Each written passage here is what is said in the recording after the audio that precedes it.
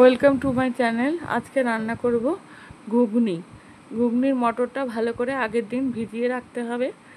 তারপরে ঘুগনির মটরটা প্রেসারে সেদ্ধ করে নিতে হবে, 3-4টে সিটি দিয়ে নিতে হবে। তারপরে একটা বাটিতে ডুমো আলু কেটে রেখেছিলাম, আর একটা বাটিতে আদা, পেঁয়াজ, লঙ্কা, টমেটো বেটে রেখেছিলাম। তারপরে প্রেসারে সেদ্ধ হয়ে গেছে ঘুগনির মটরটা আলাদা বাটিতে তুলে রেখে দিয়েছিলাম। কড়াইয়ের মধ্যে সর্ষের তেল দিয়ে জিরে ফোড়ন দিয়ে ডুমো করে যে আলু কেটে রেখেছিলাম সেটা লাল লাল করে ভেজে তুলে রাখতে হবে।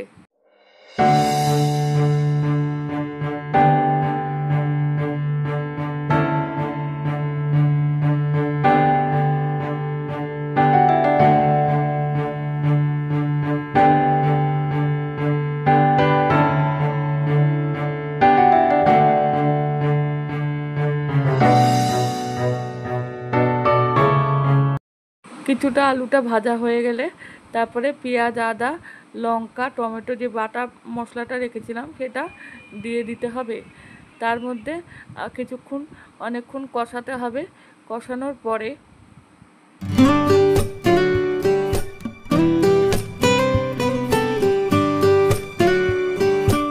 তারপরে সেদ্ধ করা মটরটা দিয়ে দিতে হবে।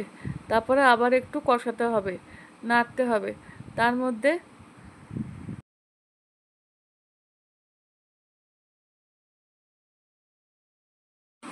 হলুদ গুঁড়ো, জিরের গুঁড়ো, লঙ্কার গুঁড়ো, সব গুঁড়ো মশলাগুলো দিয়ে দিতে হবে একের পর এক।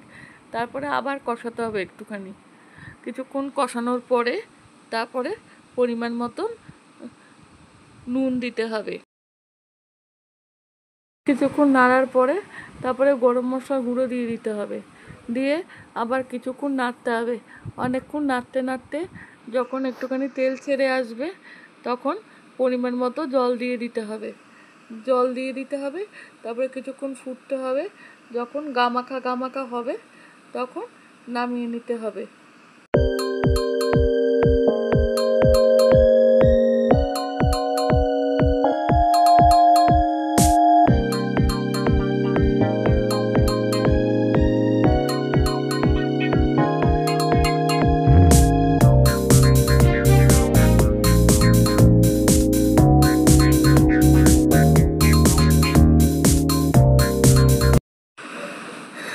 গামাখা হয়ে পড়ে তারপরে ঘুগনি তৈরি।